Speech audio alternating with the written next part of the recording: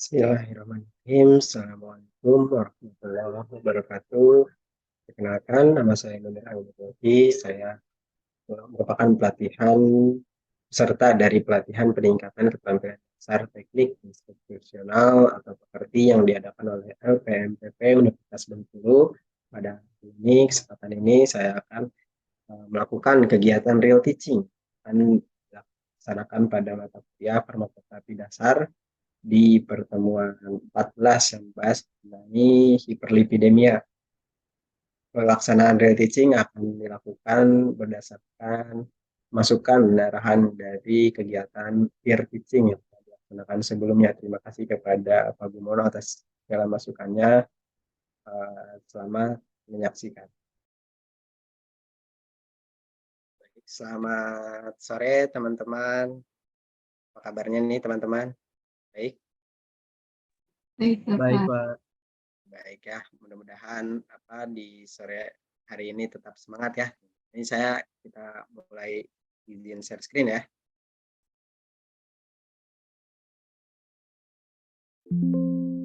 Oke, baik. Jadi sebelum kita mulai saya ya.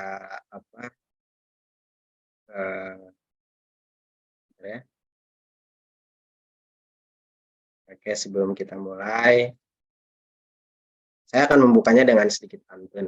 Jadi katanya Indonesia itu ciri khasnya adalah pantun ya. Jadi kita sebagai warga negara Indonesia menjiwai gitu ya budaya-budaya bangsa. Pohon mangga buahnya lebat. Cakep, gitu dong. Udah cakepnya. Ya, pohon mangga buahnya lebat. Cangkir kopi diminum hangat. Selamat pagi mahasiswa hebat. Sambut ceria dengan semangat ya. Jadi kalian di sini adalah mahasiswa hebat ya tentunya gitu ya. Hebat berarti kalian tuh udah bisa menyaingi beberapa calon mahasiswa lain ya, karena kan kalian masuk Unska ini penuh dengan perjuangan ya, betul ya, sudah mengalahkan beberapa calon-calon lain. Semoga kehebatan kalian ini bisa terfasilitasi lah dengan adanya kuliahan-kuliahan yang dilaksanakan di Unsika ya. Dan tetap ya, walaupun ini sore ya harus disambut dengan ceria dan semangat ya. Oke, begitu. Mungkin sebelum kita memulai perkuliahan di sore hari ini, alangkah baiknya kita sama-sama berdoa menurut agama dan kepercayaannya masing-masing. Berdoa dimulai.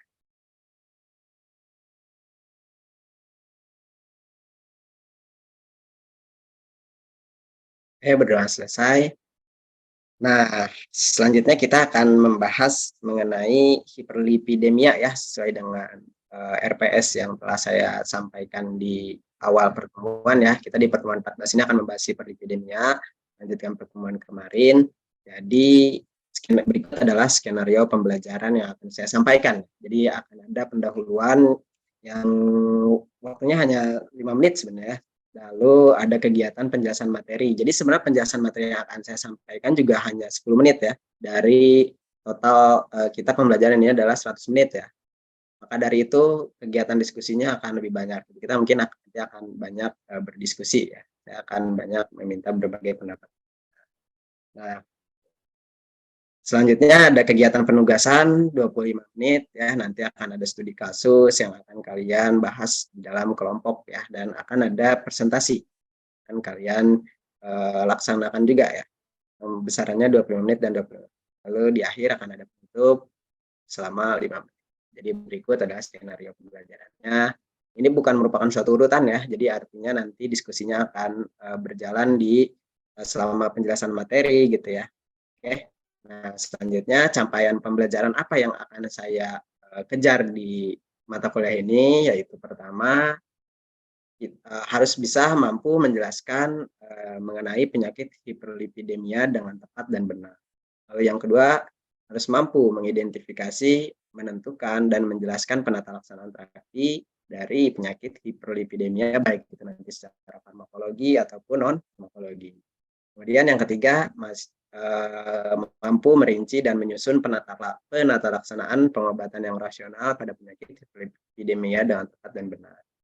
Ini adalah kristalisasinya ya di akhir gitu. Jadi gimana nanti bisa merinci dan menyusun penata laksanaan TAPI khususnya di penyakit hiperlipidemia.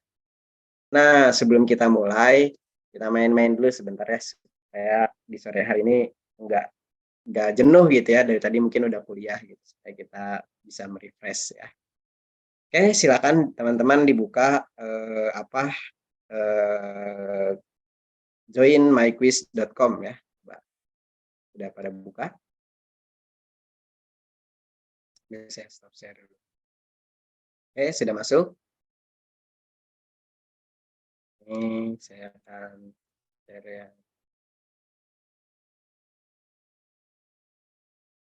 Teman-teman masuki ruang kelas. Tadi udah saya share belum ya? Saya share dulu ya.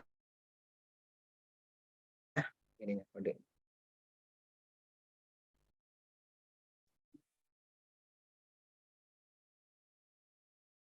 Nah, begini kalau di online itu ada repot lihat. Tadi ya, nah ini kodenya 15156 597 ya. 156 597. Yo, silakan masuk. Ini ada sekitar 40 mahasiswa kan ya. Baru ada berapa nih?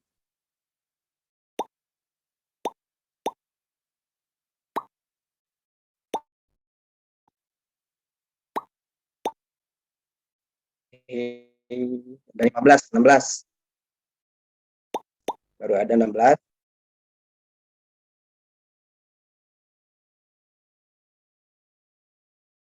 Baru ada 20.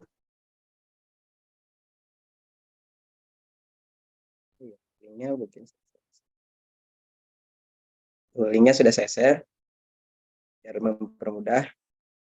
Ya, baru 20 nih, 23. Teman-teman lain.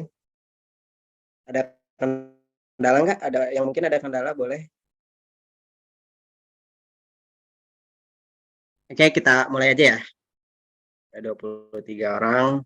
Kita mulai. Oke. Siap ya?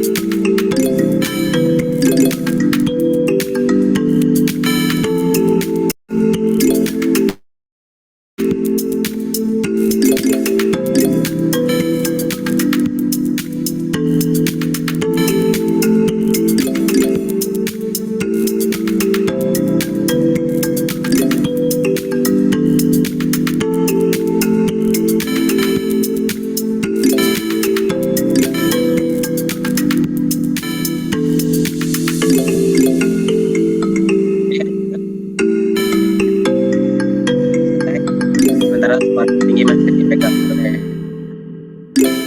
ada yang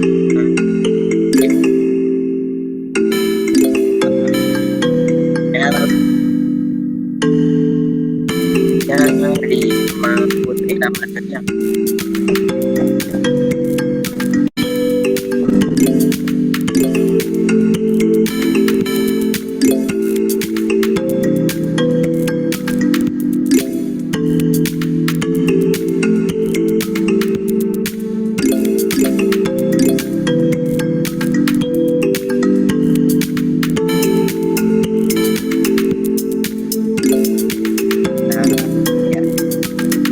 ya, kita masuk saatnya dan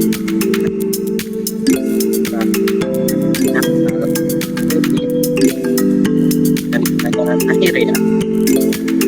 Jadi secara umum mungkin kalian boleh yang lain.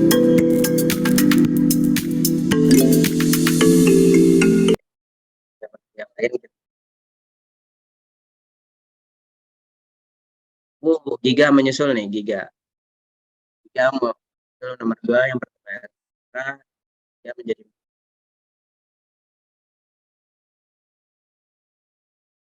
Oke, baik. Sambil nanti teman-teman yang baru masuk atau ini bisa masuk ke dalam kuis ya. Nah, jadi sebenarnya tujuan tadi saya bikin kuis bukan untuk saya masukkan ke dalam nilai ya. Jadi sebenarnya tujuan kuis ini saya melihat seberapa jauh pemahaman kalian mengenai materi yang akan saya sampaikan di hari ini. Nah, kalau saya lihat dari kuis tadi sebenarnya apa namanya hampir 50% ya, 50% sudah kalian pahami. Ya, mudah-mudahan nanti di akhir perkuliahan ini kalian bisa 100% ya sudah paham mengenai penyakit hiperlipidemia dan tidak hanya paham tapi bagaimana kalian bisa mengevaluasi penata laksanaan terapinya ya. Jadi 50% nih rata-ratanya nih, masih 52%. Oke, baik, saya lanjutkan lagi ke PowerPoint. Tapi dari kuis tadi gimana? Susah apa mudah? Waktunya kecepatan, Pak. Oh, waktunya kecepatan ya. Berapa detik itu? 10 detik. Iya. Karena memang ya tujuannya hanya sebatas ini sih ya, kalau misalkan waktu terlalu lama nanti kalian bisa cari-cari dulu gitu. Ini hanya memetakan ya, apa yang ada di benak kalian. Nah, selanjutnya kalian coba buka website ya. Saya sekali ingin mengetahui sejauh apa pemahaman kalian mengenai hiperlipidemia. Coba kalian buka web berikut Mentimeter ya. Itu sudah saya kirim. Bisa diakses. Apakah bisa diakses websitenya?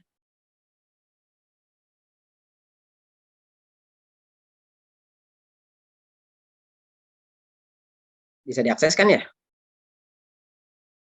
Nah, jadi website, jadi nanti kalian di website tersebut tuliskan maksimal 3 kata ya, itu kan ada 3 kolom ya, satu kolom itu 1 kata.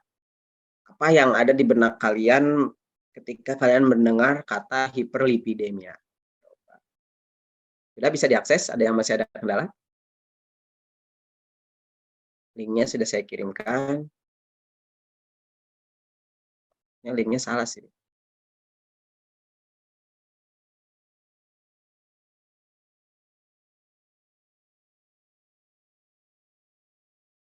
Bisa? Ada yang bisa? Gimana? Aurora bisa masuk nggak? Udah bisa masuk, Menti? Sudah bisa, Pak. Udah bisa, Pak. Sudah, Udah Pak. bisa? Oh, udah bisa. Oke, Sudah, sok Pak. silakan. Udah pada submit? Nah, udah terlihat nih. Nah, tidak terlihatnya di sini ya, terlihatnya di webnya. Oke, jadi saya akan share webnya. Sebentar. Nah,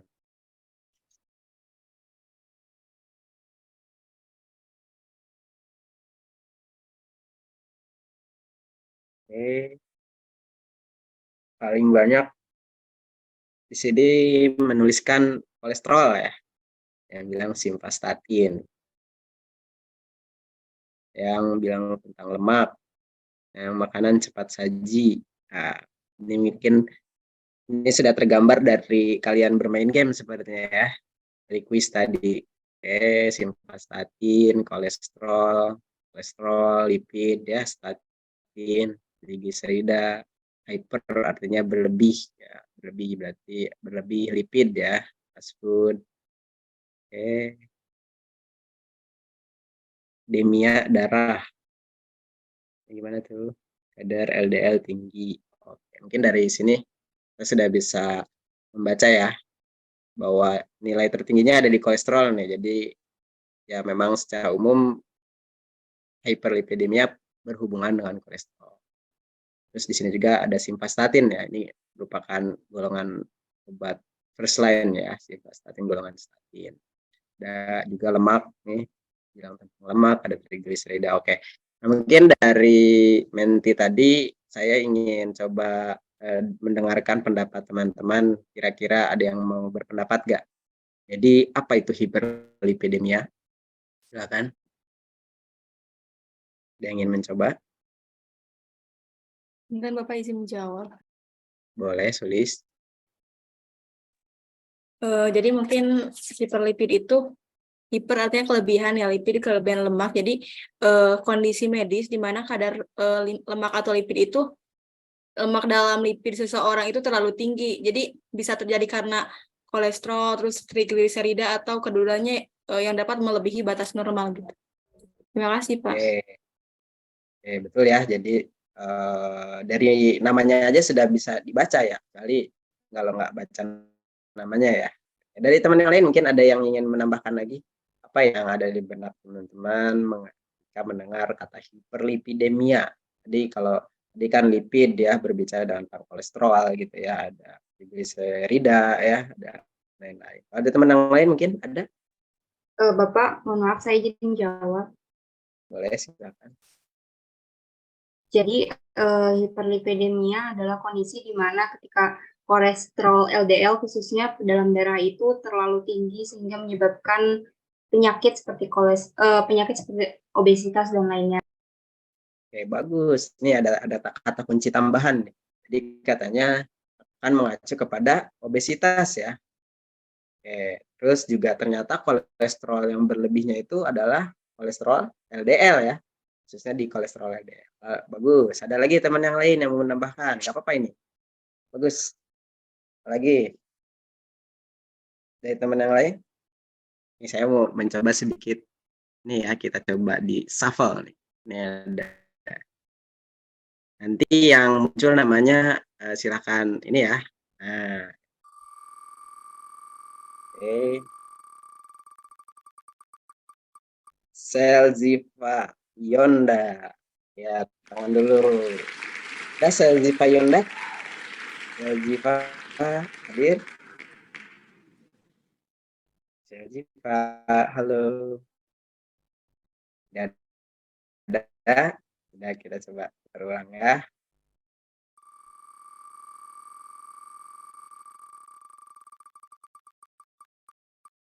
Oh, Khairun Nisa. Khairun Nisa ada? Khairun Nisa hadir?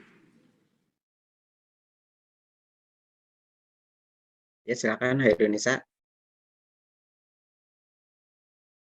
Ya, baik, izin masuk Bapak. Dari yang saya pahami juga sama seperti sebelumnya, yaitu hiperlipidemia adalah eh, gejala yang disebabkan karena kelebihan lemak yang dapat menyebabkan beberapa penyakit. Seperti itu, Pak. Ya, jadi kelebihan lemak ya bisa menyebabkan komplikasi terhadap penyakit lainnya. Secara umum, apa yang teman-teman sudah sampaikan sudah betul ya, memang sudah tergambar, artinya memang tidak kosong ya, kalian semua udah paham apa itu dasarnya ya pengertian dari hiperlipidemia. Nah, nanti di sini akan saya lanjutkan lagi bagaimana sebenarnya nanti patofisiologinya gitu. Oh bisa sih gitu hiperlipidemia itu terjadi. Ya, bagaimana? Mungkin sebelum itu akan saya sedikit tayangkan video ya. Halo semuanya, Silakan selamat datang diperhatikan. di video baru oleh Neuron. Sebelum kita mulai, apakah kalian tahu bahwa kami juga mempunyai channel lain yang bernama Hipotesa? Hipotesa membahas mengenai isu sosial, politik. Kalian melihat seseorang yang sedang makan sesuatu, lalu akan ada Suaranya yang terdengar berkomentar tentang bahaya yang akan dia alami Terdengar, Pak. akibat kolesterol. Jika ada yang memperingati kalian tentang kandungan kolesterol dalam sesuatu yang kalian konsumsi, apakah sebenarnya kalian atau bahkan orang yang memperingati kalian tahu apa itu kolesterol? Jika tidak, dan kalian merasa penasaran, kalian datang ke video yang tepat.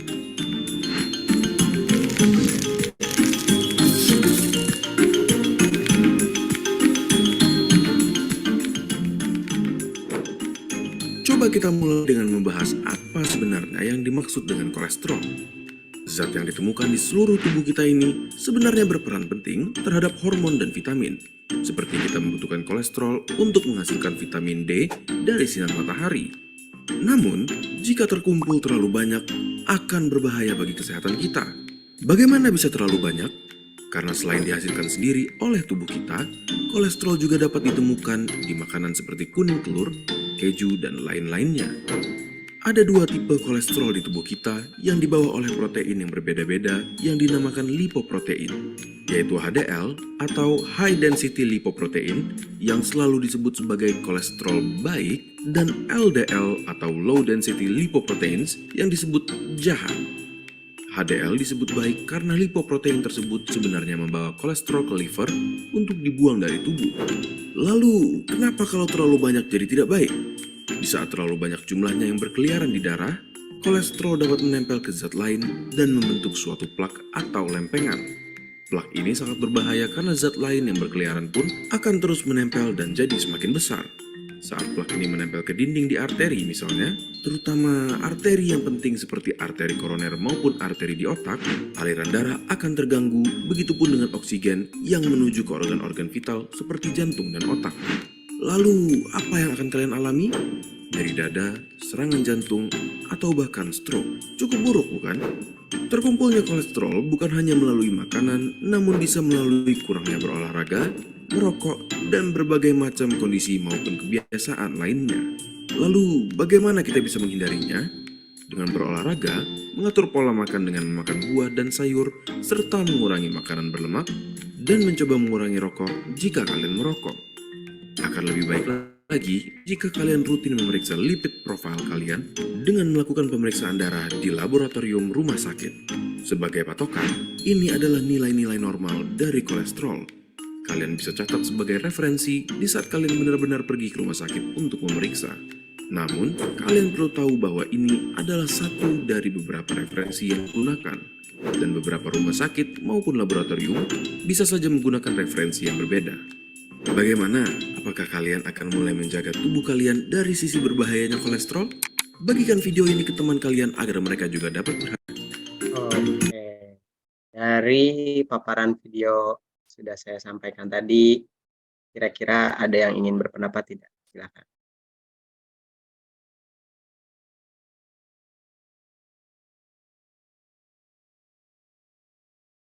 Silakan raise hand atau langsung buka mic saja untuk yang ingin berpendapat. Gimana? Apa yang kalian dapatkan dari video tadi? Boleh, silakan. Saya tunjuk langsung aja mungkin ya. Dari Putri Wahyu. Primasti. Gimana Putri? Apa yang Putri tangkap dari video tadi? Punten Pak, izin masuk.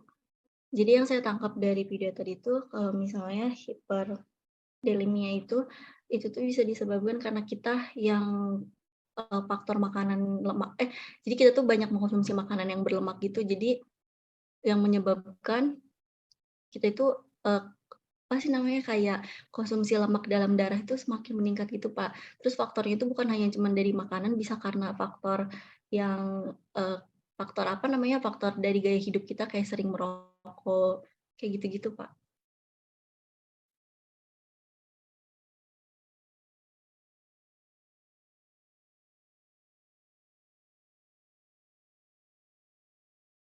Punten Pak, masih ke mute. Oke, baik. Terima kasih Putri ya tadi. Jadi betul ya, memang hiperlipidemia tadi disebabkan oleh makanan. Lalu bagaimana tadi selain makanan ada aktivitas kebiasaan sehari-hari dan rokok ya sangat berpengaruh di highlight ya. Ada lagi dari teman yang lain mungkin yang ingin menambahkan apa yang didapat dari video tadi?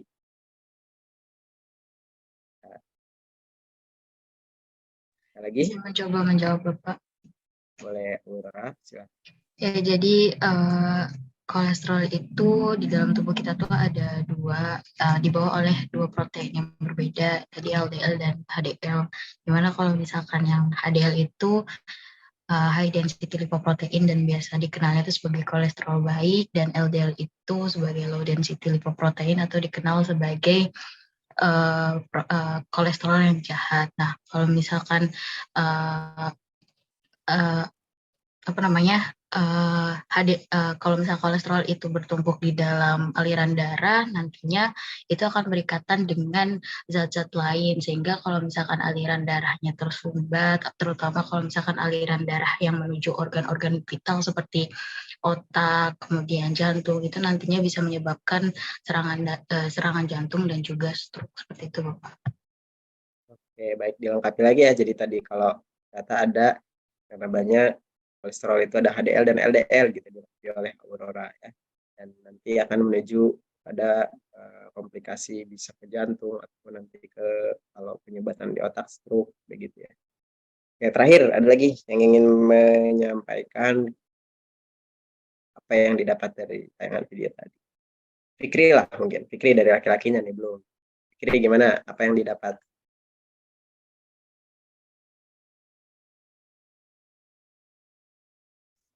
Fikri hadir? Masuk, Pak. Izin menjawab dari Boleh. video tadi yang saya dapatkan kurang lebihnya hiperlipidemia itu terjadinya itu salah satunya karena gaya hidup yang tidak sehat, terus faktor merokok juga. Selain itu ada seringnya makan makanan cepat saji, dan selain itu juga hiperlipidemia itu bisa mancing ke arah penyakit-penyakit kardiovaskuler, Pak. Oke, baik. Bagus ya. Jadi memang ternyata penyakit hiperlipidemia itu dekat dengan kita ya. Betul ya. Tadi makan makanan gitu. Siapa sih yang di sini tidak suka makan makanan cepat saji? Ada yang nggak suka makanan cepat saji? Apalagi teman-teman sini mahasiswa ya, banyak tugas misalkan ya, banyak jadwal praktikum kuliah, akhirnya nggak sempat buat masak atau membeli makanan yang ibaratnya lebih sehat gitu ya, jadinya jalan pintasnya makanan-makanan cepat saji gitu ya, seperti misalkan tadi kalau di ilustrasi ada burger gitu ya dan lain sebagainya. Jadi memang ternyata penyakit hiperlipidemia ini dekat dengan kita atau mungkin bahkan keluarga kita ya.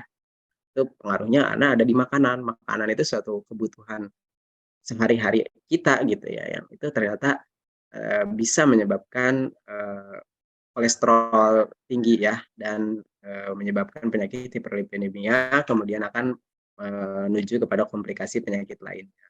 Belum lagi nanti berbicara aktivitas gitu ya. Kalian yang banyak duduk gitu ya di depan laptop, betul ya?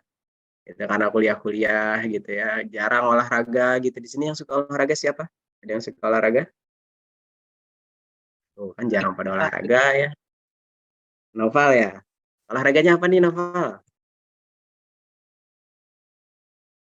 Olahraga naik turun tangga. Oh iya, benar ya. Jadi kebetulan ini mahasiswa farmasi ini labnya di lantai 3 ya, olahraga naik turun tangga. Ya mungkin hal seperti itu ya. Memang betul gitu, olahraga naik turun tangga juga menjadi satu eh, untuk mencegah dari penyakit kolesterol ya gitu. Mungkin juga harusnya ditambahkan oleh olahraga-olahraga lain gitu, yang senang main badminton gitu ya, futsal gitu ya, itu coba diagendakan gitu ya, teman-teman di sini saling mengajak teman-teman yang lain gitu, supaya memang kalian semua tidak terkena nanti sebenarnya kan efeknya itu jangka panjang gitu ya. Jadi memang ternyata penyakit hiperlipidemia ini dekat dengan kita gitu ya, penting untuk kita pelajari gitu, karena dekat dengan kita, belum lagi nanti kalau kita melihat keluarga kita ya, ternyata gitu ya, harus kita berikan sebagai seorang farmasis nantinya gitu ya, karena kalian akan menjadi seorang farmasis ya, terus nanti bisa mengedukasi ketika ada yang bertanya. Itu mungkin awalan pendahuluan dari saya. Jadi kita akan membahas mengenai hiperlipidemia ya. Nanti apa saja yang dibahas, dimulai dari pengertiannya yang mungkin tadi teman-teman sudah sama-sama pahami dari tayangan video, dari games ya, dan dari pendapat teman-teman tadi sebenarnya sudah tergambar ya apa itu hiperlipidemia sebetulnya ya. Dan selain pengertian, kita akan juga membahas bagaimana sih patofisiologi dari penyakit hiperlipidemia tersebut, bagaimana prevalensinya, bagaimana gejala simptomnya, etiologi, sampai kepada terapi baik itu non farmakologi dan terapi farmakologisnya. Nah, kita pertama akan membahas mengenai pengertiannya ya. Jadi apa itu hiperlipidemia? Tadi sudah sama-sama teman jawab ya, bagaimana tadi terjadinya peningkatan kolesterol dan trigliserida ya. Jadi lipid ya.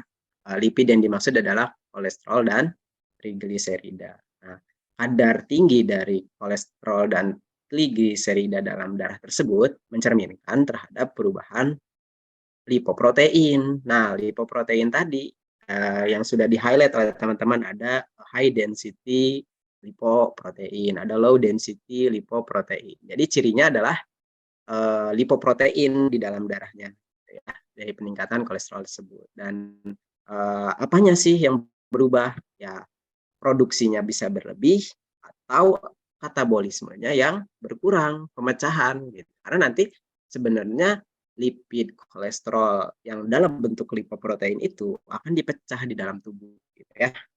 Akan dipecah dalam tubuh.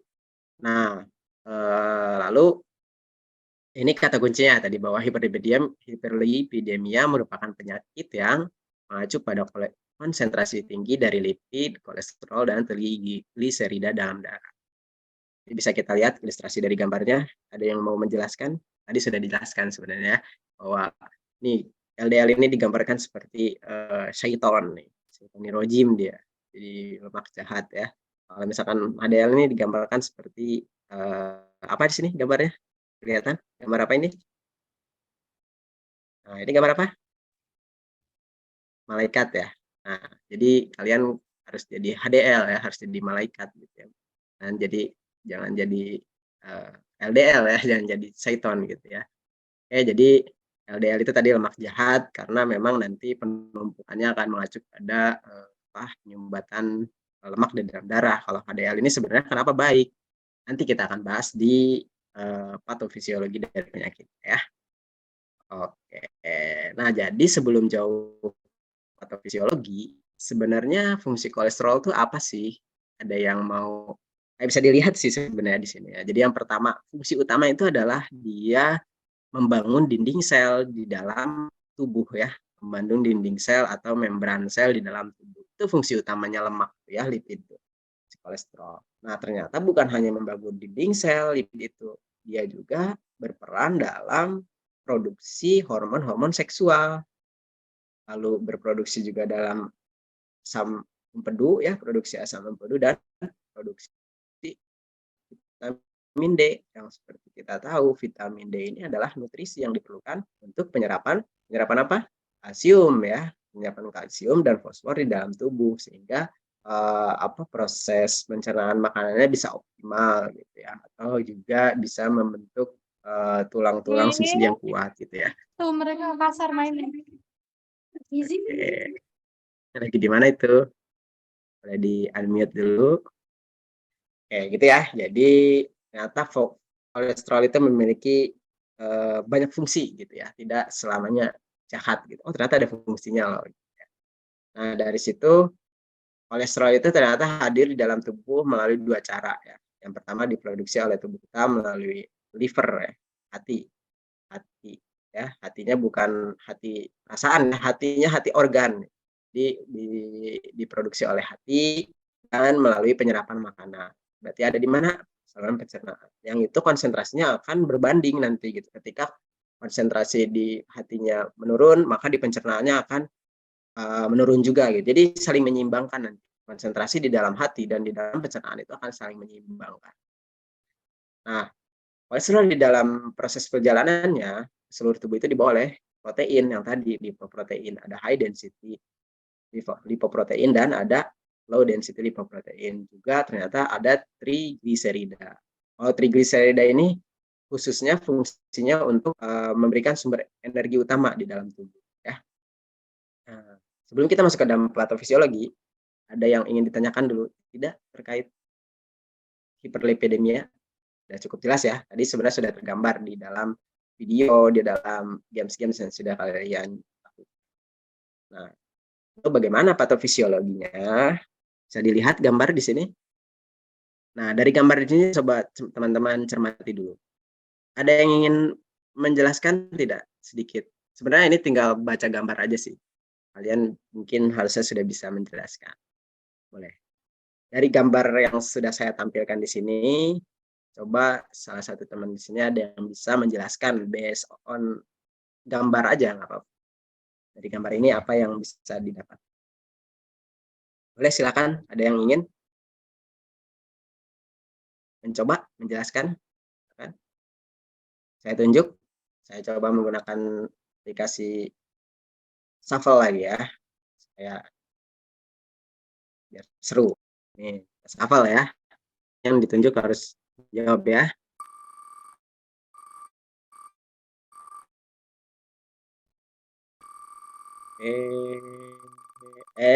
Erianti Astika. Erianti Astika hadir? Erianti, ada Erianti?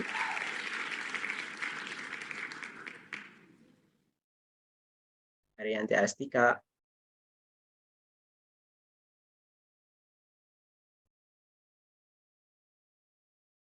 Ada Erianti? Iya, ada, Pak. Boleh, silakan Erianti. Coba tadi saya tampilkan lagi ya slide-nya. Kita tampilkan lagi slide-nya. Nah, dari gambar yang saya tampilkan di sini mengenai apa namanya patofisiologi terjadinya peningkatan kolesterol. Apa yang bisa digambarkan oleh Erianti? Ya, sebentar, Pak. Yang tergambar aja nggak apa-apa ya. Coba. Ambil teman-teman yang lain coba dilihat juga ya. Nanti kalau misalkan ada yang ingin menambahkan atau ada yang ingin, ini boleh raise hand saja. Iya, baik, Pak. Jadi kan sebelumnya sudah dijelaskan ya, Pak. Kalau misalkan yang produksi apa namanya kolesterol itu kan diproduksi oleh liver kan, itu hati yang di situ. Terus nantinya itu apa namanya? Di sini kan terbagi beberapa ya kan, Pak. Ininya itu ke ada yang IDL, terus siklomikron, dan juga ada yang ke LDL ini. Nah, terus nantinya ini masing-masing itu mempunyai perannya masing-masing gitu, Pak. Kalau misalkan si mikron ini yang remen ini selanjutnya itu kan apa namanya akan menurunkan ke muscle itu ya otot kembali yang ke jaringan adiposa seperti itu. Nah, terus selanjutnya juga dari yang liver ini yang sebelumnya juga kan sudah dijelaskan ya kalau misalkan fungsi kolesterol ini kan tadi untuk yang bile acid ini nih. Ini untuk eksogen, sementara yang dari LDL ini kan tadi bagian endogennya ini kan ya Pak. Nah ya itu. Terus kemudian yang dari bile exit ini yang ditambah dengan kolesterol. Nah itu terus kemudian ada lipid itu ya lemak. Nah terus kemudian kita akan turun ke small intense gitu. Nah, iya seperti itu sih, Pak. Ini pas bagian yang awal ini, itu intinya kolesterol itu kan adanya dari lipid ini kan ya, Pak. Terus selain itu tuh, jadinya itu akan menyebar gitu kemana-kemana ya, jadi bisa menyebabkan adanya kolesterol tersebut, Pak. Oke. Oke, baik. Mungkin dari teman yang lain ada lagi satu lagi deh. Bisa menggambarkan, bisa menjelaskan apa yang ditangkap dari gambar ini. Mengenai Asman deh, Asman. Asman hadir? Coba Asman, gimana apa yang Asman tangkap dari gambar ini mengenai patofisiologi dari penyakit hiperlipidemia ya, peningkatan kolesterol. Hadir, Pak. Hadir. Oke. Mana Asman? Ya, kalau menurut saya, ini kan pertama itu ada hati ya. Ini ada jalur metabolisme lipid. Yang pertama itu ada metabolisme dari endogenus, lipid yang kan lipid berasal dari lipid yang dalam usus ini kan berasal dari makanan. Kemudian dia bentar, Pak. Ya dia turun. Kalau misalkan yang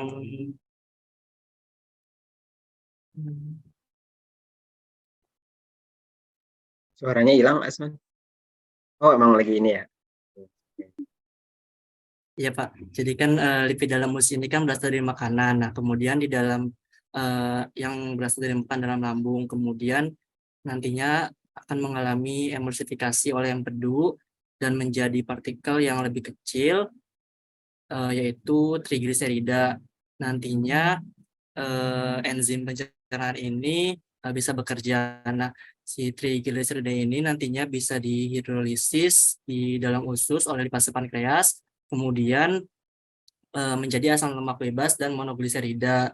Kemudian bersama empedu, nantinya asam lemak bebas ini akan namanya monogliserol. Nanti asam lemak bebas dan monogliserol ini akan masuk dalam bentuk micellus kalau nggak salah ke Bruce border eritrosit untuk diabsorpsi. Kemudian empedu dilepas kembali dan didaur ulang oleh proses pengangkutan. Kemudian di di dalam enterosit, asam lemak bebas ini akan diubah lagi menjadi trigliserida.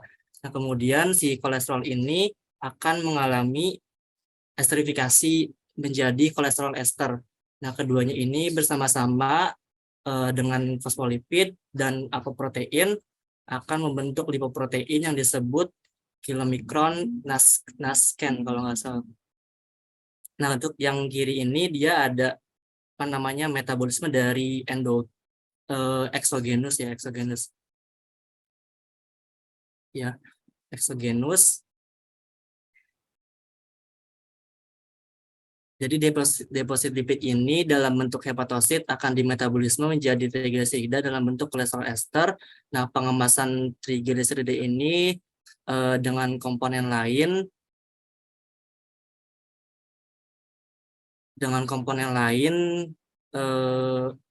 FLDL nasken kemudian dimediasi oleh enzim yang dinamakan MTP.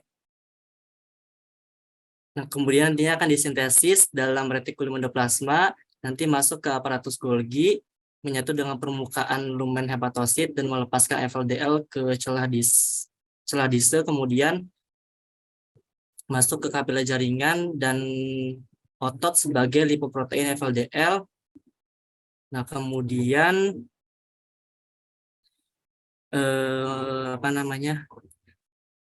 makin banyak kadar kolesterol LDL dalam plasma nantinya, maka makin banyak yang akan mengalami oksidasi dan ditangkap oleh makrofag. Kemudian jumlah kolesterol yang teroksidasi tergantung dari kadar kolesterol yang terkandung dalam LDL. Mungkin segitu aja Pak.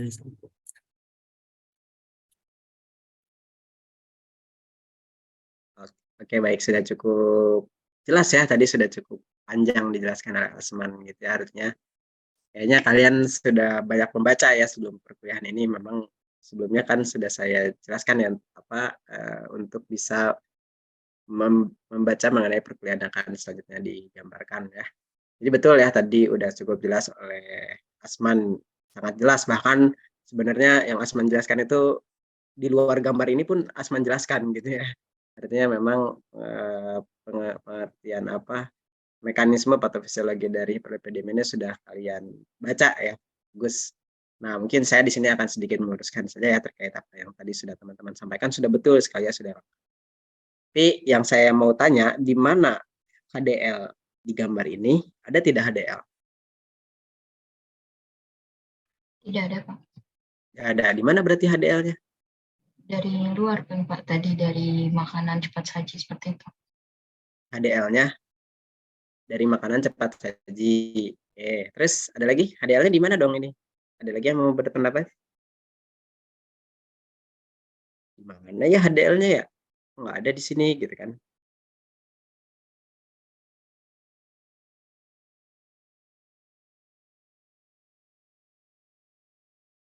Jadi nggak ada nih, nggak ada yang tahu HDL-nya ada di mana.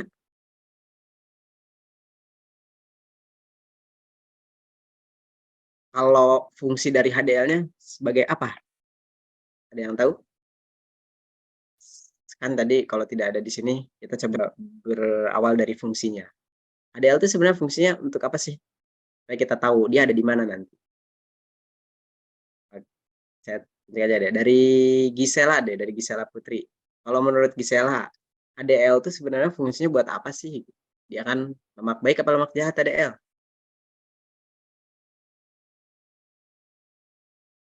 Gisela hadir? Hadir, Pak. Kalau HDL itu lemak baik apa lemak Lemak baik, Pak. lemak baik? Fungsinya apa sih? Kalau yang saya tahu dia ini untuk mencegah terjadinya penyempitan asam lemak di pembuluh darah. Oke, kenapa bisa mencegah terjadinya penyempitan?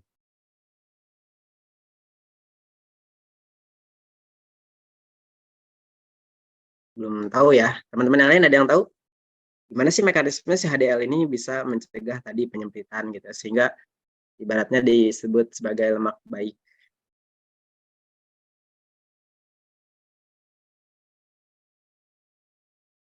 Kalau HDL ini jumlahnya banyak apa sedikit? Ada yang tahu? Dibandingkan dengan LDL lebih banyak mana? Yuk, Izin menjawab, Bapak. Kalau boleh. HDL itu harus lebih baik gitu, harus lebih tinggi dari yang HDL. Oke. Jadi kalau Harusnya jadi kan tinggi. yang jadi Terus seperti tadi yang gimana? sudah dijelaskan sebelumnya, kalau misalkan HDL ini kan dapat melindungi dari penyakit jantung itu kan ya, Pak. Nah, kan kalau misalkan HDL ini juga tuh ada minimal sama maksimalnya. Kalau misalkan tingkat HDL-nya ini minimal, itu tuh dari 60 mg. Itu tuh dapat membantu mengurangi risiko penyakit jantung. Nah, sebaliknya kalau misalkan tingkat HDL-nya ini tuh kurang dari 40 mili per desiliter, nah itu tuh dapat meningkatkan risiko penyakit jantung seperti itu, Pak. Jadi kenapa kalau misalkan HDL ini harus lebih tinggi daripada LDL seperti itu, Pak? Oke, tapi pada kenyataannya bisa nggak HDL lebih tinggi daripada LDL?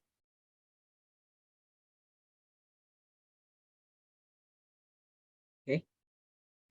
Dari Erianti nggak apa-apa, ini mah yang dipahami aja. Mungkin nggak HDL itu lebih tinggi gitu? Mungkin nggak? Jadi nggak apa-apa, yang kepahami aja, nggak akan dinilai kok benar salahnya. Memang tahu aja gitu. Gimana Erianti? Mungkin nggak HDL-nya ternyata lebih tinggi? Paling Tidak tidak mungkin. harus normal lagi, Pak. Paling HDL-nya tidak harus. normal. Normalnya rentangnya tadi sekitar berapa? 40 sampai 60. Intinya itu tidak boleh kurang dari 40 mg per desiliternya itu, Pak. Karena kalau Oke. misalkan kurang itu kan nggak baik ke jantung. Kalau LDL normalnya berapa? Di sekitar berapa aja? LDL. Kadar normalnya di sekitar berapa ya? Mungkin teman yang lain ada yang ingin pendapat. Dari LDL 100 normal tuh.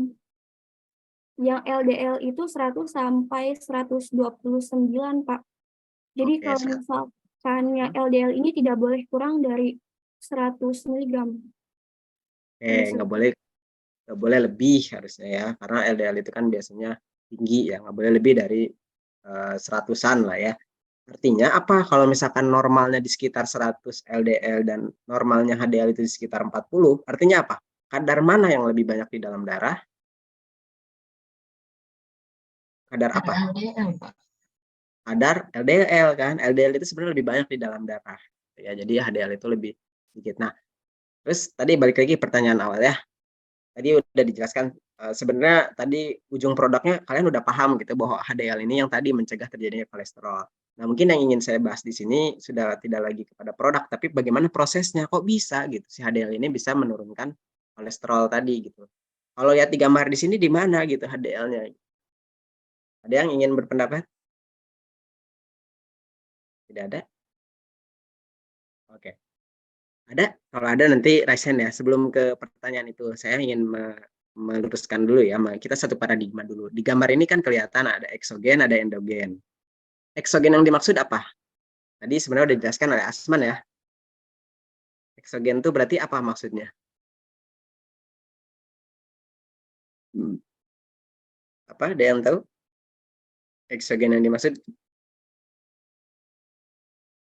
Jadi kan eksogen yang dimaksud di sini itu adalah lemak yang berasal dari makanan ataupun dari hati ya, dari luar tubuh. Kalau endogen berarti nanti lipid-lipid yang ada di sini itu berasal dari produksi sendiri ya. Karena nanti tadi ya dijelaskan di video awal kalau kalian tadi merhatiin. Lipid itu bisa diproduksi oleh makanan ya, atau dari hati, ataupun lipid itu bisa diproduksi oleh di dalam tubuhnya sendiri, disintesis oleh tubuh ya. Nah, itu maksudnya endogen dan eksogen. Nah, kenapa nggak ada di dalam endogen dan eksogen si HDL? Karena HDL itu beredar di seluruh pembuluh darah. HDL itu mau ada di eksogen dan ada di endogen gitu, dan nanti fungsinya apa, kok bisa menurunkan kolesterol. Jadi si HDL itu dia walaupun sedikit ternyata dia itu mengalir di seluruh peredaran darah untuk mengikat kolesterol, mengikat LDL, mengikat kilomikron untuk membawa ke hati, sehingga di hati bisa dipecah gitu si kolesterol tersebut, sehingga konsentrasi dalam darahnya akan berkurang gitu ya. Jadi HDL-nya ada di peredaran darah dan dia fungsinya menyerap kolesterol bebas di dalam pembuluh darah tadi, atau misalkan sebenarnya nggak hanya di pembuluh darah ya, bisa ada di yang tadi disebutin Asman, ada di sel makrofag gitu ya, yang nanti akan membawa ke hati. Nah, di hati di sinilah proses pemecahan ya, proses perubahan yang awalnya VLDL misalkan jadi LDL atau kolesterol-kolesterol lain yang akan dipecah menjadi bentuk yang lebih sederhananya lah gitu ya, sehingga kadar kolesterol bisa menurun gitu ya. Nah, kalau misalkan gambaran umum, gambar ini sudah tadi bisa dijelaskan dengan baik ya. Kalau misalkan saya sedikit jelaskan lah ya. Jadi nanti liver ini tadi akan menghasilkan kolesterol dan asam empedu ya di dalam eksogen yang berasal dari makanan ya. Nah, kemudian nanti masuk ke dalam usus. Nah, di usus ini akan berbentuk satu lipoprotein ya. Lipoproteinnya itu adalah kilomikron. Kilomikron ini bisa dilihat ya, ada terikat suatu reseptor apoprotein B ya, apoprotein E, dan apoprotein C yang kemudian akan dibawa ke dalam kapiler darah. Nah, di kapiler darah ini kelihatan nih di sini ada LPL ya. Nah, di kapiler darah ini si kilomikron ya, kilomikron ini suatu lipid ya, yang kolesterol tadi salah satu jenis kolesterol. Kilomikron ini akan dipecah oleh LPL yang kemudian hasil pemecahannya diserap oleh kapiler darah dan digunakan oleh otot dan jaringan adiposa. Nah, tetapi LPL ini, atau ada yang tahu singkatan dari LPL? Lipoprotein lipase ya. Jadi suatu enzim yang mengkatalisis lipoprotein. Yang salah satunya bentuk lipoproteinnya ada kilomikron ya. Selain kilomikron, VLDL juga dia pecah ya. Jadi LPL ini lipoprotein lipase atau enzim katalitik yang mengkatabolisme lipoprotein akan memecah lipoprotein menjadi asam lemak bebas yang akan diserap ke dalam digunakan oleh otot dan jaringan adiposa. Nah, tetapi pemecahan ini tidak seluruhnya akan menghasilkan asam lemak bebas, akan menghasilkan kilomikron yang banyak tersisa di dalam darah. Nah, inilah yang banyak menyebabkan hiperlipid gitu. Jadi sisa-sisa dari pemecahan LPL yang tidak sempurna gitu, atau yang tidak terpecahkan oleh LPL. Sehingga akhirnya banyaklah konsentrasi kolesterol dalam darah gitu kan, yang kemudian dibawa oleh si HDL ke dalam hati untuk dipecah lagi gitu kan, sehingga berputar begitu kan menjadi suatu siklus gitu. Jadi kuncinya di sini, kilomikron yang tersisa dari hasil pemecahan oleh LPL yang tidak dipecah menjadi asam lemak bebas gitu ya. Bayang nggak sampai sini? Ada yang ditanyakan dulu? Terbayang ya dari gambar ya? Tadi udah sedikit dijelaskan, udah betul ya apa yang dijelaskan oleh Asman dan tadi teman yang supply laginya. Nah, jadi gitu. Nah, kemudian bagaimana mekanisme dalam proses endogen ya? Nah, tadi endogen, salah satu lipoprotein endogen itu adalah LDL ya. Nah, kalau ini apa? IDL. Ada yang tahu IDL? Pernah dengar gak IDL? Atau nggak pernah dengar? Ada yang pernah mendengar IDL?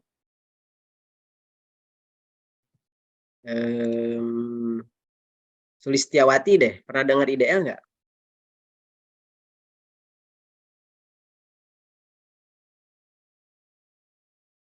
Bentar Bapak, yang apa sih intermediate bukan ya Pak? Ya, betul ya, intermediate, apa berarti kalau singkatannya? Oh, intermediate density lipoprotein. Pak. Apa itu berarti? Intermediate density lipoprotein itu apa? Coba dijelaskan. Mungkin kolesterol yang terbentuk dari apa?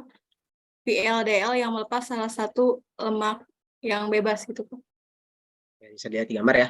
Nanti VLDL ini akan dipecah ya, sama seperti tadi kilomikron dipecah oleh si LPL, lalu kemudian menghasilkan intermediate density lipoprotein ya. Nah, itu hasil pecahan dari VLDL. Nah, berarti IDL ini sebenarnya fungsinya sama seperti LDL ya. Nah, nanti dari IDL ini akan diproses lagi, dipecah lagi, dimetabolisme lagi menjadi apa? LDL. Jadi LDL itu hasil pemecahan dari IDL itu hasil pemecahan dari VLDL ya. Gitu. Jadi prosesnya begitu sehingga muncullah konsentrasi LDL di dalam darah yang begitu banyaknya ya. Karena nanti dari sini LDL yang banyak ada di dalam darah itu satu bisa dibawa oleh HDL menuju liver untuk dipecah lagi gitu ya, diproses dipecah lagi gitu ya. Atau yang kedua dia digunakan oleh jaringan ya, yang khususnya oleh peredaran darah ya untuk menjadi energi lah di dalam tubuh gitu ya. Terbayang ya mekanismenya ya. Nah, kelebihan hiperlipidemia itu konsentrasi di sininya nggak dipecah gitu, di sininya nggak dipecah gitu, sehingga di dalam darahnya banyak gitu ya. Atau di sininya tidak tergunakan oleh otot atau jaringan adiposa, atau di sininya tidak tergunakan oleh jaringan-jaringan lain, sehingga banyak beredar di dalam darah yang akan menyebabkan tadi penyumbatan dan segala macamnya ya. Jadi sudah cukup tergambar ya, jelas. Nah, kita selanjutnya akan membahas bagaimana sih prevalensi penyakitnya. Ada yang pernah membaca tidak prevalensi penyakit dari hiperlipidemia ini? Atau gambaran umum lah di rumahnya teman-teman gitu ya, atau di kampungnya misalkan gitu. Sebenarnya hiperlipidemia ini banyak gak sih kasus terjadi di Indonesia ini? Bapak izin coba menjawab. Boleh. Di kampung saya sendiri banyak biasanya setelah Lebaran Idul Adha kan itu banyak kayak kurban gitu, jadi banyak yang makan daging, jadi biasanya banyak yang mengeluhkan buat cek kadar kolesterol gitu terus pada tinggi gitu kalau di lingkungan saya gitu. Ya, itu di lingkungan Asman ya, apalagi ini kita masih hangat-hangatnya ya, Idul Fitri kemarin ya, jangan-jangan masih pada meningkat nih kolesterolnya ya. Nah, kalau di tempat yang lain ada lagi nggak? Sama ya. Jadi memang kolesterol prevalensi penyakit hiperlipid ini tadi momentum tertingginya biasanya di Idul Fitri ya. Jadi memang walaupun nggak Idul Fitri juga ternyata di Indonesia sendiri prevalensi penyakitnya menurut Riskesdas tahun 2018, ini Riskesdas tahun 2018 itu yang terakhir ya. Nah, itu sekitar 39,8%. Jadi Riskesdas ini diperbarui selama 5 tahun ya. Jadi di tahun 2023 ini dia ada, cuman belum muncul hasilnya. Nah, berarti artinya apa? Kita lihat, kita coba balik lagi dulu. Secara global, WHO itu menyebutkan 2,6 juta kematian setiap tahun. Berarti besar ya, 2,6 juta setiap tahun, bayangkan ya. Lalu WHO juga mengatakan prevalensi terbesarnya ada di Eropa ya. Kenapa di Eropa? Ada yang mau menanggapi? Kok bisa ya Eropa ini prevalensinya paling tinggi? Boleh? Bapak izin masuk. Boleh, silakan. Sebelumnya saya Siska Sapitri dari kelas A. Kenapa hiperlipidemia di Eropa tinggi itu karena banyaknya konsumsi junk food, karena junk food itu lebih murah gitu di Eropa. Seperti itu, Pak. Terima kasih. Sama-sama. Kayaknya Siska Bella ini orang Eropa nih ya. Udah pernah ke Eropa Siska Bella? Gimana, Pak? Udah pernah ke Eropa? Iya, jadi betul ya apa yang tadi disampaikan oleh Siska Bella, bahwa di Eropa itu, walaupun saya tidak pernah ke Eropa ya, saya kira Siska Bella juga bukan orang Eropa. Tapi kita sering lihat ya di film-film gitu ya, film-film atau di tayangan-tayangan TV gitu ya. Di Eropa itu memang junk food itu banyak dikonsumsi gitu. Karena apa? Karena murah gitu. Beda pizza itu yang kita tahu yang di sini mahal. Di Eropa itu awalnya terbuat dari sisa-sisa makanan gitu. Dia itu sampah sebenarnya, sampah makanan yang dijadikan diolah lagi menjadi pizza gitu ya. Sehingga memang betul tadi, bahwa di Eropa kenapa bisa prevalensinya tinggi, obesitasnya tinggi ya, hiperlipidemia tinggi tadi karena konsumsi makanan cepat sajinya itu sangat tinggi gitu ya, karena harganya yang relatif lebih murah juga dibandingkan di Indonesia ya. Dan kalau di Indonesia pizza tuh mahal, di Eropa tuh murah gitu ya. Itu ya, bayang ya, berarti sudah terbayang bagaimana prevalensi penyakitnya ternyata di Indonesia juga lumayan gitu, walaupun tertingginya di Eropa. Jangan sampai kita mengejar Eropa dalam ketertinggalannya. Kita sudah cukup banyak tertinggal, jangan sampai kita juga menambah prevalensi penyakitnya. Oleh karena itu kita sebagai farmasis ya harus bisa mengedukasi nantinya. Lalu bagaimana simptomnya? Ada yang ingin sedikit berpendapat? Kira-kira gejalanya tuh apa sih? Nah, karena ini slide-nya otomatis berjalan gitu ya. Jadi langsung saya jelaskan saja ya. Jadi hiperlipidemia itu sebenarnya gejalanya itu tidak begitu terlihat gitu. Kan terlihat ketika di apa tadi kalau kata Asman? Ada biasanya suka kalau Idul Fitri suka ngecek apa? Suka ada ngecek profil lipid ya, suka dicek gitu, medical check up. Nah itu jadi gejalanya itu ya akan terlihat ketika kita melakukan pemeriksaan profil lipid ya atau lemak. Dan hasil pemeriksaan ini tadi yang dilihat adalah kolesterol total, trigliserida, ataupun nanti HDL dan LDL. Tapi sebenarnya ada gejala-gejala yang umum terjadi, yaitu apa? Ada yang tahu nggak? Ada yang tahu? Gejala yang umum terjadi. Barangkali ya mungkin ada yang pernah saudaranya atau gitu ya, jangan sampai lah ya, menderita penyakit hiperlipidemia biasanya suka mengeluhkan apa? Atau pernah mendapatkan pasien itu mungkin lagi praktik gitu di apotek, lagi magang. Biasanya sakit Kira-kira kepala di bagian belakang nggak sih? oke, biasanya sakit kepala di bagian belakang. Terus apa lagi? Betul ya, sakit kepala bagian belakang. Ada lagi nggak? Biasanya dia kram juga ya, bangun tidur tuh suka kram-kram gitu di bagian tangan gitu ya.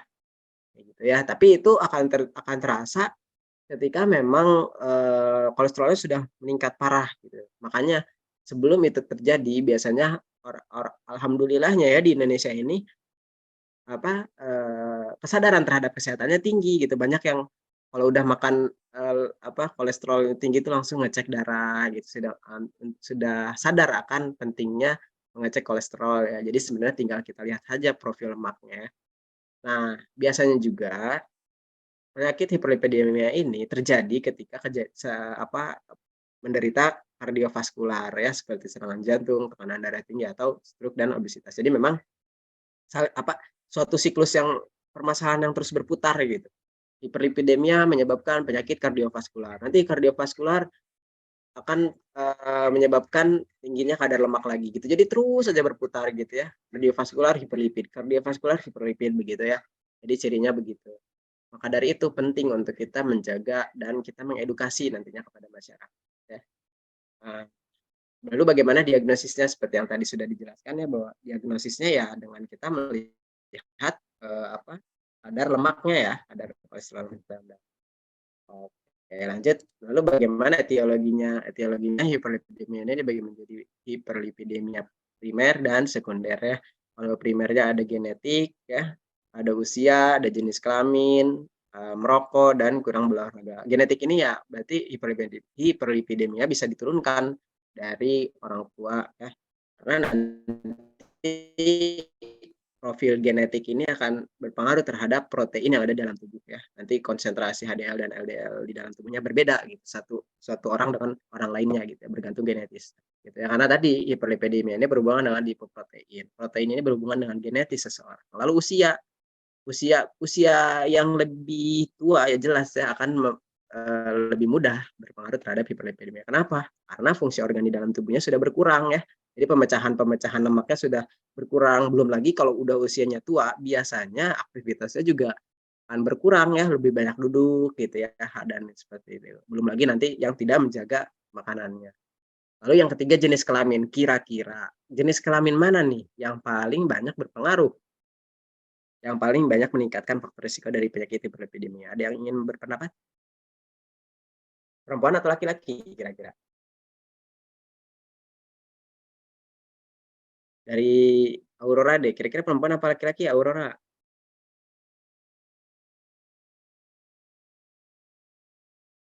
Perempuan deh, Pak.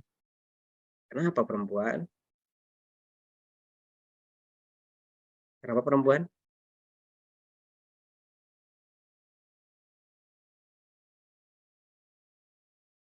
Sebagai perempuan merasakan atau seperti apa nih? Kenapa perempuan? Atau dari teman yang lain ada yang berbeda? Izin mencoba melanjutkan yang tadi, Pak. Boleh, silakan. Kalau misalkan tadi kan pendapat saya pada perempuan ya, terutama kalau misalkan perempuannya itu udah menopause gitu. Karena nantinya kan ada penurunan kadar estrogen. Nah, di mana estrogen itu kan bisa membantu melindungi terhadap kolesterol tingkat tinggi. Dia itu meningkatkan kadar HDL dan juga menurunkan kadar LDL yang sebagai kolesterol jahat gitu. Jadi di mana estrogen sendiri juga itu kan didapatkan dari sintesisnya itu dari kolesterol sendiri gitu kan. Jadi kalau misalkan penurunan kadar estrogennya itu gimana ya? Jadi kalau misalkan estrogennya itu terjadi penurunan, otomatis kan kolesterolnya itu semakin menumpuk ya Pak. Karena kan estrogen itu tadinya dari kolesterol yang mengalami aromatisasi gitu. Jadi kalau misalkan terjadi menopause pada wanita, kemudian kadar estrogennya menurun, otomatis dia udah masih dalam bentuk kolesterolnya gitu Pak. Itu sih Pak menurut saya. Oke, betul ya. Memang dalam satu sisi perempuan dalam konteks dia sudah menopause, prevalensinya akan lebih banyak. Tapi mungkin ada pendapat lain, apakah betul perempuan? Tapi memang jelas ya, tadi kalau perempuan menopause ya sudah jelas ya berhubungan dengan kadar estrogen yang berpengaruh terhadap kadar kolesterol gitu. Tapi secara umum gitu ya, ada yang mau berpendapat kayaknya mah laki-laki Pak, ada nggak? Ada yang mau berpendapat laki-laki yang paling tinggi kolesterolnya? Kalau menurut ini deh, Safira Rosidah, kira-kira laki-laki apa perempuan? Terus sepakat tadi perempuan, seperti apa yang Aurora sampaikan. Kan Bapak, kalau menurut saya perempuan juga Bapak. Oke, sepakat sama yang tadi ya. Ada nggak yang berpendapat sebenarnya apa laki-laki yang paling banyak terjadi hiperlipidemia tuh gitu? Ada yang mau berpendapat? Kalau menurut Asman, laki-laki apa perempuan? Sependapat sama Aurora perempuan, Pak. Sependapat semua ya. Sebenarnya memang betul tadi dalam konteks dia menopause itu dia paling tinggi ya pengaruhnya terhadap hiperlipidemia.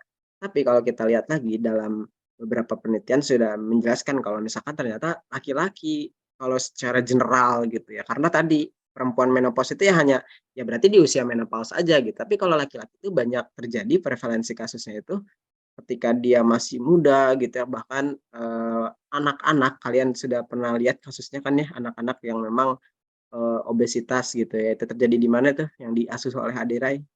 Oleh laki-laki apa perempuan? Laki-laki. Iya, laki-laki kan ya. Jadi memang sebenarnya kalau konteksnya kita melihat kepada penelitian, saya dapatkan bahwa ternyata laki-laki yang paling banyak berpengaruh. Mungkin salah satunya di penelitian tersebut membahas bahwa aktivitas makannya laki-laki itu lebih bernafsu daripada perempuan gitu ya dalam segi subjektivitasnya mungkin begitu ya. Dan aktivitasnya pun kadang-kadang beberapa kalau misalkan sudah kerja banyak kerjanya juga di kantor gitu ya, diem gitu. Jadi berhubungan tadi sebenarnya hiperlipidemia itu banyak berhubungan dengan aktivitas kan sebenarnya. Belum lagi kalau kita lihat kebiasaan merokok gitu. Merokok kan banyak laki-laki perempuan. Laki-laki kan gitu. Perempuan tuh hanya sedikit lah yang merokok gitu ya. Terus aktivitas lebih banyak aktivitas yang bekerja di kantoran tuh laki-laki gitu.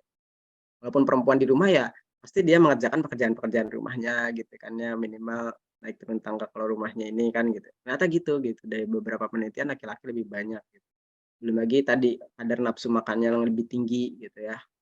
Dan aktivitasnya gitu. Karena penyakit hiperlipidemia ini kunci beratnya itu ya tadi gitu. Bagaimana aktivitas gitu ya, kebiasaan merokok gitu ya, dan makanan gitu yang bakal mempengaruhi terhadap hal itu. Belum lagi mungkin kalau perempuan relatif banyak kesadaran untuk diet gitu ya, bener nggak? Diet yang dimaksud pengen kurus gitu kan. Jadi perempuan, kalau laki-laki mah bodo amat gitu ya, mau udah gendut juga gitu ya, burik gitu. Yang penting punya banyak duit kan gitu ya.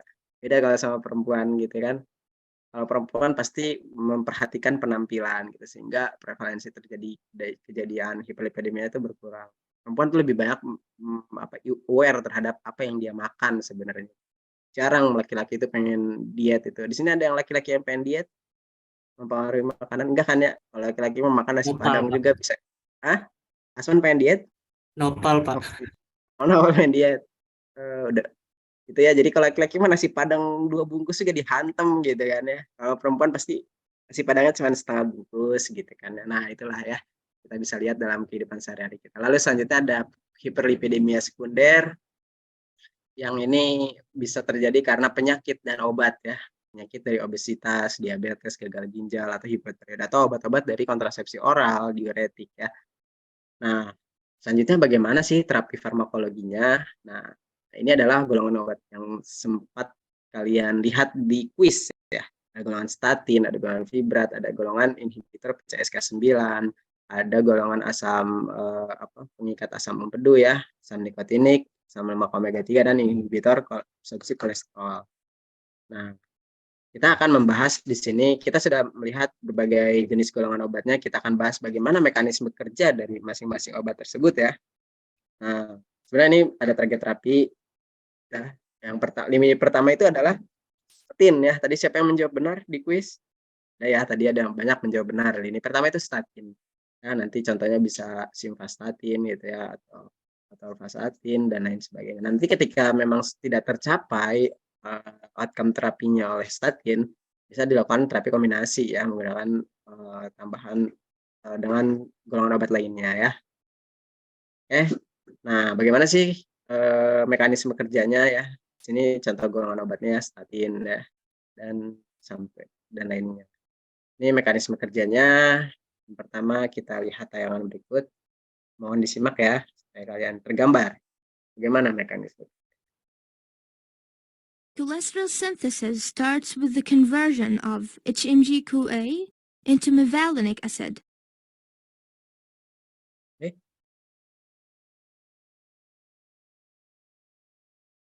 Cholesterol synthesis starts with the conversion of HMG. Oh gitu. Bentar ya. Maaf. Kita lihat lagi. Cholesterol synthesis starts with the conversion of HMG-CoA into mevalonic acid. Oke, dia mungkin videonya ada error ya. Tapi ini udah tergambar sih sebenarnya. Jadi intinya This rate limiting step is activated by HMG-CoA reductase enzyme. di sini ada yang udah bisa menebak belum? Jadi sebenarnya dia mekanisme kerjanya seperti apa? Tadi udah terlihat ya sebenarnya ada dimension, ada yang namanya HMG CoA reductase ya. Cholesterol synthesis starts with the conversion. Nah, gitu lah. Jadi ada yang namanya Cholesterol synthesis enzim starts with the conversion of HMG-CoA CoA into mevalonic yang acid. akan berubah menjadi mevalonic acid ya. Nah, nanti disitulah fungsi statin gitu ya, gimana dia merupakan HMG CoA reduktase ya yang akan memecah kolesterol tadi ya, bentukan akhirnya adalah mevalonic acid. Output terapinya ya tadi bagaimana menurunkan kadar LDL, meningkatkan HDL dan meningkatkan menurunkan trigliserida ya. Jadi statin apa kuncinya? Statin adalah Obat yang menghambat HMG CoA reduktase. sip ya, udah tergambar ya. Menghambat HMG CoA reduktase ya, sehingga menurunkan tadi kadar kolesterol dalam darah. Terus selanjutnya nih, resin empedu nih. About half a gram of primary bile acids are synthesized from cholesterol in the liver every day. These are converted to bile salts and secreted in the bile. More than 95% of bile salts are deconjugated by the enteric bacteria and reabsorbed in the ileum. Going back to the liver, they are Itu suaranya terdengar nggak sih? Dengar kan ya? Terdengar, Pak. Iya.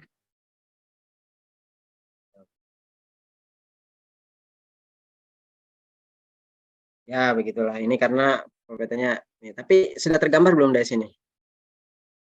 Dia apa? About half a gram of primary bile acids are synthesized from cholesterol in the liver every day. These are converted to bile salts and secreted in the bile. More than 95% of bile salts are deconjugated by the enteric bacteria and reabsorbed in the ileum. Going back to the liver, they are reconjugated and secreted in the bile again. About 30 grams of cholesterol contribute. Oke, karena ini katanya agak error. Kita coba dulu ini.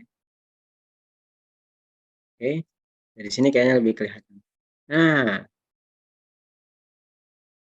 oke. About half a gram of primary bile acids are synthesized from cholesterol in the liver every day. Kalau di sini suaranya kedengar. These are converted to bile Terdengar, salts Pak. and secreted in the bile. More than 95% of bile salts are deconjugated by the enteric bacteria and reabsorbed in the ileum. Going back to the liver, they are reconjugated and secreted in the bile again. About 30 grams of cholesterol contribute to this normal intrahepatic circulation, and only half a gram is excreted daily. Cholesterol loss in the intestine can be increased by bile acid sequestrants such as cholesterolamine. This bile acid sequestrant binds the bile acids in the gut, preventing their absorption and promoting their excretion, which diverts additional amounts of plasma cholesterol to the bile acid synthesis pathway. Bayang ya? Nanti apa fungsinya golongan bile acid ini? Mengikat asam empedu, terus mencegah reabsorpsi, Pak. Oke, mengikat ya. Di sini tadi diikat si yang biru ini mengikat asam empedunya ya, sehingga bisa tidak terabsorpsi lagi ya menjadi kolesterol. Oke, selanjutnya golongan niacin.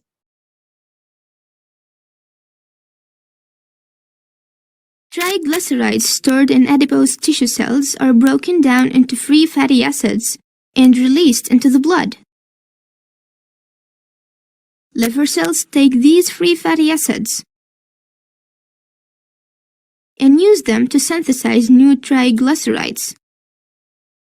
These are then uploaded in the very low density lipoproteins and released into the plasma.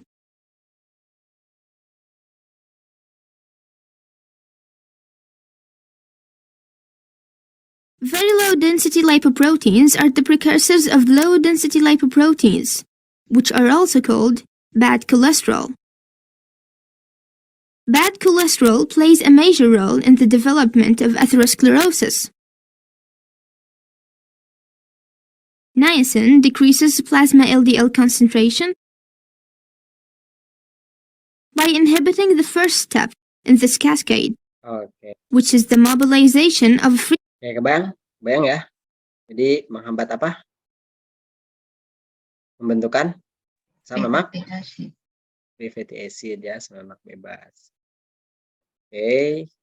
Selanjutnya golongan Naturally, free fatty acids are either aggregated in triacylglycerol molecules in order to be stored, or degraded through the beta oxidation pathway to produce energy.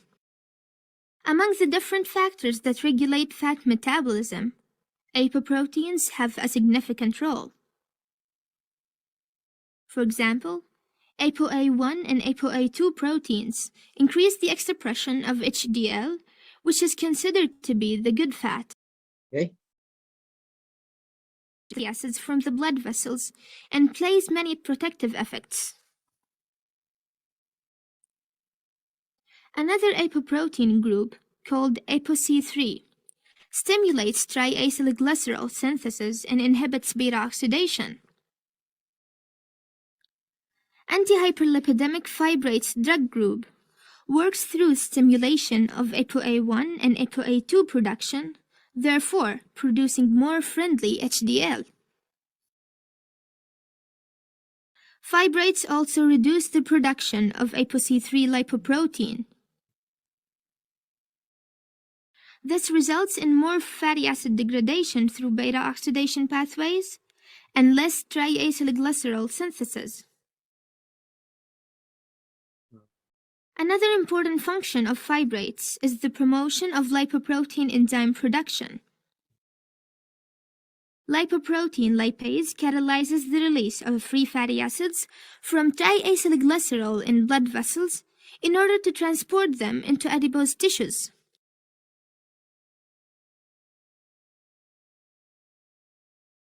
Oke, sudah terbayang ya? Gimana? Jadi untuk fibrat ini apa aja? Mekanisme kerjanya ada 3 tadi ya disebutin. Apa aja? Yang pertama,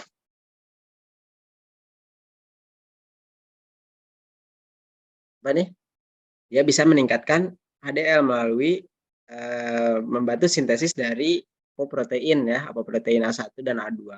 Juga dia bisa menghambat nanti apoprotein sintesis C3 ya, hingga jadinya beta oksidasi ya. Nah, lalu di sini dijelaskan juga bahwa bahwa ternyata fibrat ini bisa menghambat dari pembentukan asam free fatty acid di jaringan adiposa ya. Oke, karena ini not responding. Maaf nih, not responding. Sambil menunggu, ada yang ingin ditanyakan dulu sejauh ini? PowerPoint-nya not responding, sepertinya sudah lelah. Ada yang ingin ditanyakan dulu mengenai tadi mekanisme kerjanya? Sudah terbayang ya? Mudah-mudahan dengan tayangan video tadi bisa menggambarkan ya mekanisme kerja dari obat-obat hiperlipid. Nah, lanjutkan lagi ya. Tadi sempat not responding, saya lanjutkan lagi. Sudah terlihat ya? Tadi sudah sampai ke mekanisme kerja obat. Nah, untuk terakhir nih sebelum saya tutup, ada studi kasus yang perlu kalian bahas nanti. Karena memang waktunya sudah tidak cukup ya, dan memang rencana saya di studi kasus ini kalian nanti lakukan menjadi tugas ya. Nah, studi kasusnya sebagai berikut, silakan dicatat. Nanti akan saya share juga bahwa ternyata ada Nyonya NY 57 tahun melakukan medical check up yang diadakan rutin tiap bulan. Katanya keluhan utama yang dirasakan itu dia sering kram kedua tangan saat bangun pagi dan frekuensinya ternyata semakin lama semakin tinggi. Lalu ketidaknyamanan lain yang bisa dirasakan adalah rasa tegang di area tengkuk, terkena sakit kepala bagian belakang, serta pegal di daerah punggung, bahu, dan persendian. Nah, ternyata dia memiliki riwayat penyakit yaitu hipertensi dan gastritis. Dan riwayat pengobatan yang telah diberikan oleh dokter itu yaitu udah dikasih atorvastatin ya. Atorvastatin berarti ya. Tadi fungsinya apa atorvastatin? Mekanisme kerjanya? Menghambat HMG COR Ya, reduktase. reduktase ya. Yang tapi ternyata hanya diminum saat ada keluhan.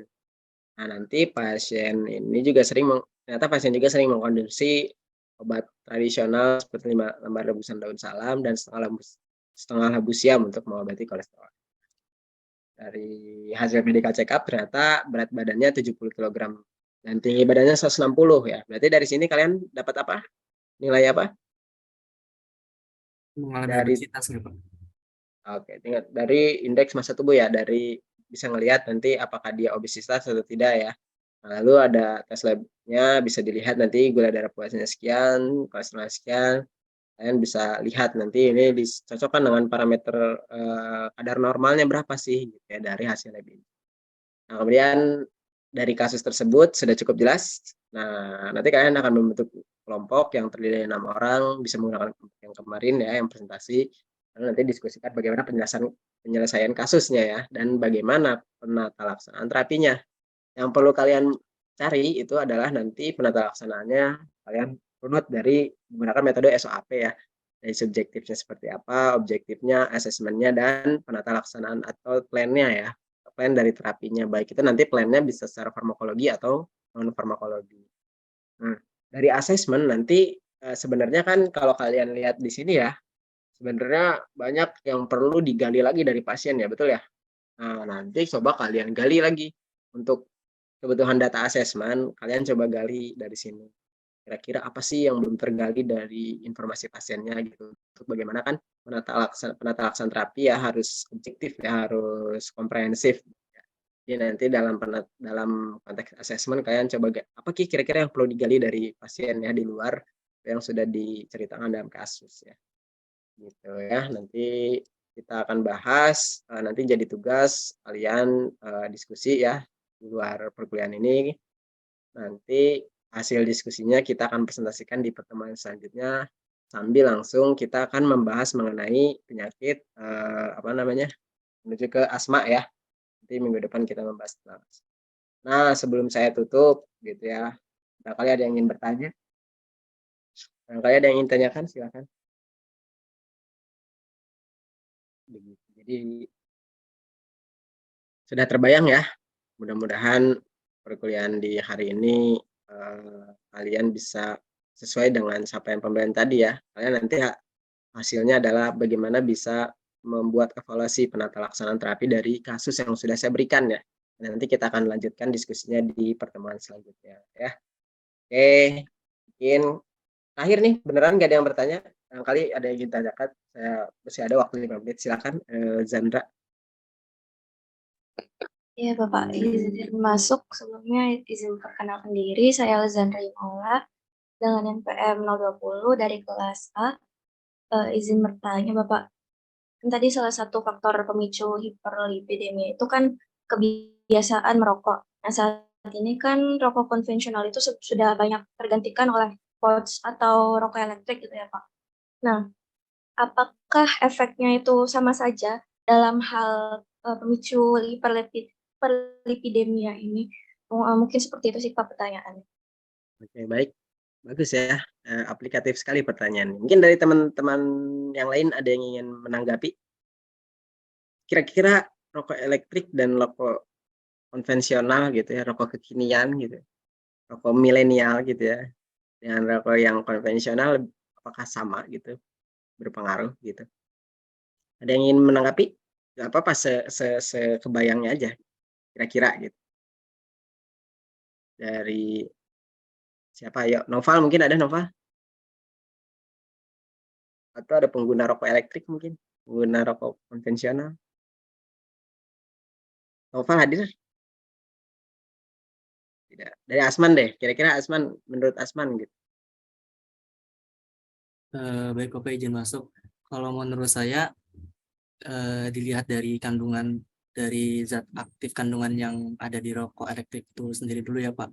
Kalau misalkan biasanya yang saya ketahui di rokok yang apa namanya yang konvensional itu kan ada apa ya zat yang membuat kita kecanduan ya. Kalau misalkan rokok elektrik kan itu sudah di apa ya ininya sudah didesain sedemikian rupa kalau misalkan itu hanya untuk apa namanya senang-senang saja gitu Pak. Jadi nggak untuk kebutuhan yang udah kecanduan gitu. Jadi kalau misalkan menurut saya itu belum dicari sih Pak. Jadi harus dicari dulu zat aktifnya. Nanti kalau misalkan ada zat aktif yang bisa menyebabkan apa namanya yang memicu terjadinya peningkatan kadar kolesterol itu nanti bisa jadi kalau misalkan tidak ada ya berarti tidak bisa gitu, tidak memicu.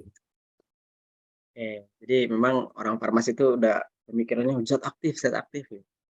Hebat ya. Terus tadi katanya kalau rokok elektrik cuma senang-senang ya. Berarti ini sebagai Asman nih pernah merasakan kesenangan dengan rokok elektrik kan? Pernah merasa senang dengan adanya rokok elektrik atau melihat temannya Melihat teman atau aja. lihat temannya kegirangan ketika ngisep rokok elektrik gitu. Kayak orang gila gitu. Enggak, lucu juga ya. Jadi bikin senang-senang katanya. Oke. Mungkin dari saya ya, jadi sebenarnya kandungan dari rokok konvensional dan elektrik itu sebenarnya sama-sama aja gitu. Yang membedakan tingkat kadar daripada rokok konvensional itu tinggi biasanya kan kadarnya apa kandungan dari rokok konvensional itu biasanya ada nikotin dan tar ya yang bisa dilihat di kemasan-kemasan rokok gitu. Ada nikotin sekian gram, tar sekian gram. Nah, hal itulah yang tar dan nikotin itulah yang bisa menyebabkan memacunya kadar kolesterol dalam darahnya itu sulit untuk dipecah gitu ya dan meningkat ya. Nah, termasuk juga sebenarnya rokok elektrik, tapi kadarnya rendah gitu. Rokok elektrik itu biasanya nikotinnya rendah gitu. Walaupun ada tarnya, ada juga beberapa yang memang tidak mengandung tar gitu ya. Tapi nikotinnya pasti ada gitu. Karena nanti ya itulah ciri khas dari rokok itu yang nikotin gitu ya. Tapi nanti nikotinnya ada yang tingkatnya. Kalau rokok elektrik atau modern sekarang tuh ya kecil gitu nikotinnya karena fungsinya ya pengen katanya ya biar bisa berhenti gitu. Lama-lama dikurangin gitu kan nikotinnya sampai enggak sama sekali. Itu ya, terjawab tidak? Jadi kuncinya adalah zat aktifnya ya kalau kata Asman itu ya tadi nikotin dan tar gitu.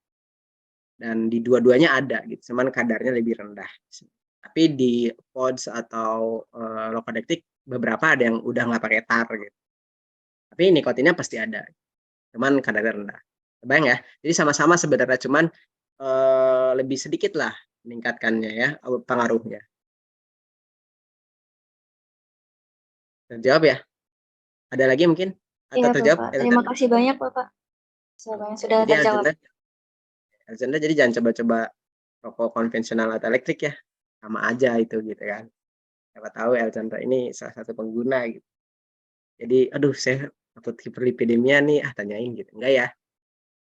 Dan bisa mengingatkan kepada teman-teman di kampusnya gitu ya. Ternyata sama aja begitu ya. Tapi ya nggak apa-apa itu kan konteksnya kalau untuk menurunkan ya oke gitu. Karena kadarnya lebih rendah gitu ya.